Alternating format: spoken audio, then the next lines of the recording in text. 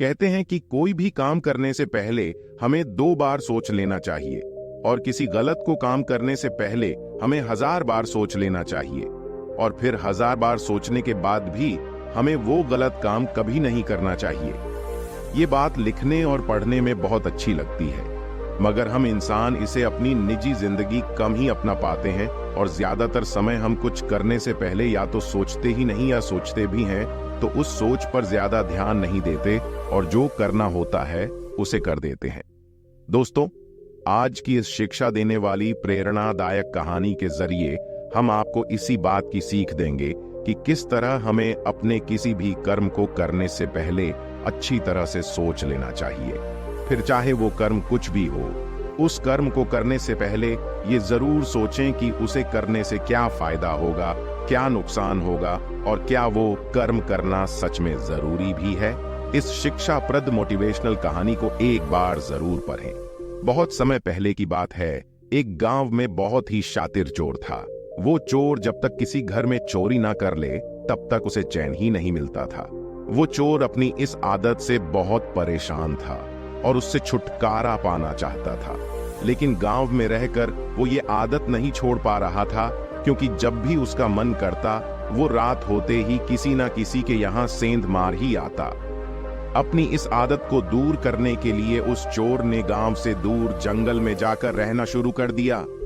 कुछ दिन जैसे तैसे उसने जंगल में बिताए, लेकिन चोरी किए बिना उससे रहा नहीं जा रहा था।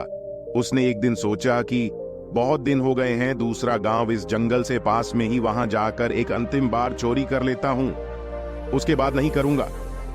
ऐसा सोचकर वो अंधेरा होते ही चोरी के इरादे से दूसरे गांव की तरफ निकल गया। लेकिन रास्ते में उसे एक कुटिया दिखी और उसने सोचा कि क्यों ना आज रात यहीं हाथ साफ कर लिया जाए। वो चोर जैसे ही उस कुटिया में घुसा तो उसने देखा कि कुटिया के अंदर एक साधु ध्यान में बैठे हैं और वहां चोरी करने के लिए कुछ सामान है नहीं। वो वहां से चुपचाप निकलने लगा, लेकिन ध्यान में बैठे साधु को उस चोर के आने का एहसास हो गया था, तो उन्होंने उसे आवाज दी, जोर कहा, कौन हो? इतनी रात को यहाँ क्यों आए और जा क्यों रहे हो? वो बोला, मैं एक चोर हूं और चोरी के इरादे से यहाँ आया था, लेकिन आपके पास चोरी करने जैसा कुछ है ही नहीं, तो अब मैं कहीं और जा रहा हूं। साधु बोले, चोरी करना छोड़ क्यों नहीं देते? मेहनत का काम करो और एक अच्छी जिंदगी को जियो। चोर बोला, मैं अपनी चोरी की आदत को छोड़ना तो चाहता हूं, लेकिन चाहकर भी ये आदत मुझसे छूट नहीं पा रही है। आप मुझे आशीर्वाद दें ताकि मैं यह काम छोड़ सकूं। चोर की बातें सुनकर साधु बोले, अगर तुम चोरी की आदत नहीं छोड़ पा रहे हो तो एक काम करना, जब भी तुम चोरी करो तो उसके बाद अपने गुनाहों को उन लोगों के सामने स्वीकार कर लेना जिनके यहाँ तुम चोरी कर रहे हो, या फिर जिनके यहाँ तुम चोरी करने के इरादे से जाओ, पहले तुम उन्हें बता देना। साधु की बात सुनकर चोर थोड़ा हैरान हो गया, पर उसने सोचा साधु ने कहा है तो इस बात का कुछ ना कुछ अच्छा असर ही होगा। ऐसा सोचकर वो वहां से चला गया।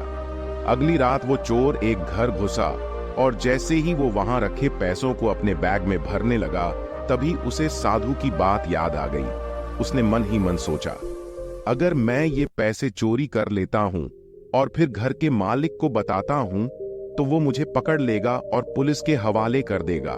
पुलिस मुझे पीटेगी और चोरी करने के जुर्म में मुझे जेल में डाल देगी। जैसे ही उसके मन में पुलिस और पिटाई की बात आई तो उसने अपना मन बदल दिया और चोरी किया, बिना ही वहां से भाग गया। उसके बाद वो चोर जहां भी चोरी करने जाता, उसके मन में वही सब बातें आती और वो डर कर बिना चोरी करे ही लौट जाता।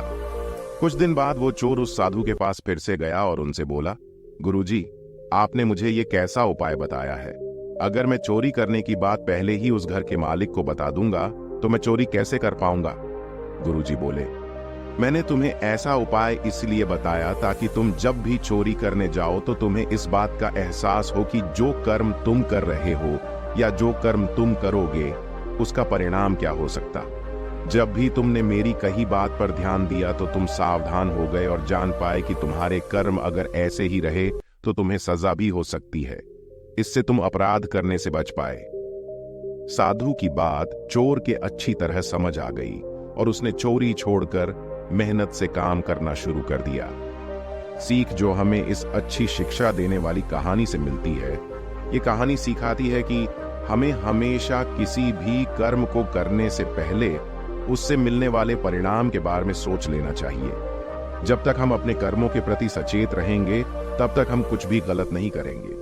बहुत से लोग ज्यादा जागरूक ना होने कारण गलत कर्म कर देते हैं। वो परिणाम के बारे में नहीं सोचते।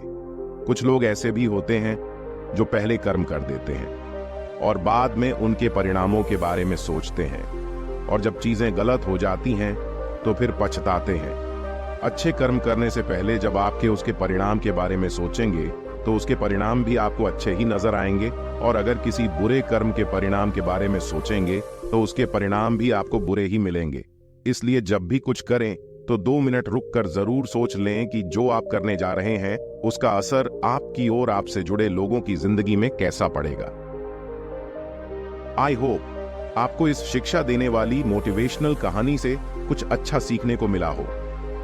ऐसी ही और भी जीवन बदलने वाली प्रेरणादायक कहानियां सुनने के लिए हमारे चैनल को सब्सक्राइब करें।